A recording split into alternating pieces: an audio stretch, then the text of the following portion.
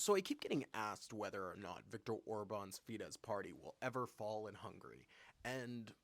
this is always a really hard question because honestly, I have a big faith in the Hungarian people to be able to oust anybody. I mean, honestly, look at the last 100 years of Hungarian history, and you've had a lot of Hungarians ousting a lot of people or attempting to oust a lot of people they didn't like who were there for a long time, whether it's the Habsburgs, the Soviets, you name it. But more concretely, I think it's important to think about two things. One that we're not going to discuss today, which is important, the fact that Viktor Orban and his political party, Fidesz, has a massive sweeping corporate empire of foundations and properties and football teams and like all sorts of stuff, like partial ownership in Euronews, like really wild purchases they've made. So unfortunately, even if he lost power immediately tomorrow, that doesn't mean he's gone anytime soon and from our lives. And unfortunately, because people live a very long time, we might have decades of Viktor being just like the weird shadow king of Hungary for ages because he just has so many properties and so much influence going around the world, especially on the international far right in Europe and North America especially.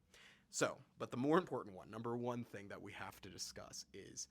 I think Viktor Orban has alienated way too many people way too fast and is having a scandal rate that is almost unprecedented in his very scandal filled many years as the leader of Hungary. Because just yesterday, we saw the schism, the breaking of what was thought to be an ironclad alliance of states between Poland and Hungary just months ago, honestly.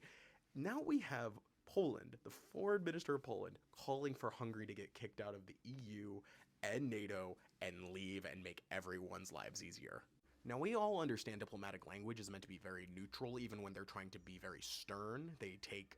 great efforts to use very flowery language that isn't offensive. So when we have quotes like, if you don't want to be a member of the club, you can always leave from a Polish deputy minister, we know something really bad has gone down, especially when they're describing formally Viktor Orban's policy as anti European, anti Ukrainian, and anti Polish. And the Hungarian Ministry for Foreign Affairs responds with, for a long time, we tolerated the challenges and hypocrisy of the Poles with the intent of preserving the Polish Hungarian brotherhood, but now the glass is full. This is coming hot off of another controversy out of Hungary, the national card, that from July has allowed Russians and Belarusians as guest workers to enter the country without any of the usual security that would happen during normal immigration. And this policy follows the closure of the controversial Russian-controlled International Investment Bank, which had the lovely nickname the Spy Bank, because it was literally used to fund spy operations across NATO and the European Union from Hungary. And the National Card scandal comes right off of his attempts at doing solo diplomacy around the world immediately when Hungary assumed the EU presidency, going to China, Russia, and Kiev, and also trying to negotiate a peace to the Russian-Ukrainian war without informing the Ukrainians and offering up a bunch of their sovereign territory to his big buddy Vladimir Putin here, where we also learned just a week ago that Viktor managed to secure a 1 billion euro loan from China on his visit. And while all this was going on, he was attempting to create his Patriots for Europe group after him and Georgia Maloney had a falling out after she told him that he couldn't join the ECR group. And thus he teamed up with Marine Le Pen to make a brand new far-right European political party, which is why when we entered the negotiations for the new European Commission, we had two far-right groups, and then we left with three far-right groups, and two of those were brand new.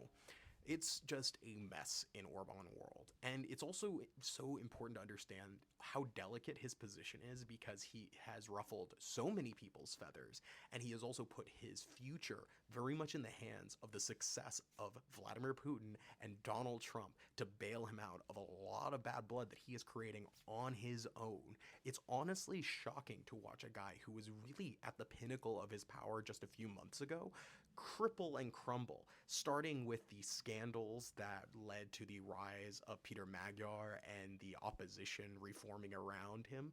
to the fact that it seems Viktor has very much given up on any chance of governing and is just so focused on retaining his international far-right politics and political positioning that he's just willing to do whatever needs to be done at this moment. I also might be giving Victor way too much credit, and it could just very much be that he's a greedy boomer who wants to continue enriching himself and his family and his political party, and all of these little international side hustles are just part of that big project of making himself more rich. But who knows? I can't always be right. So thank you. Please repost this and have a great day.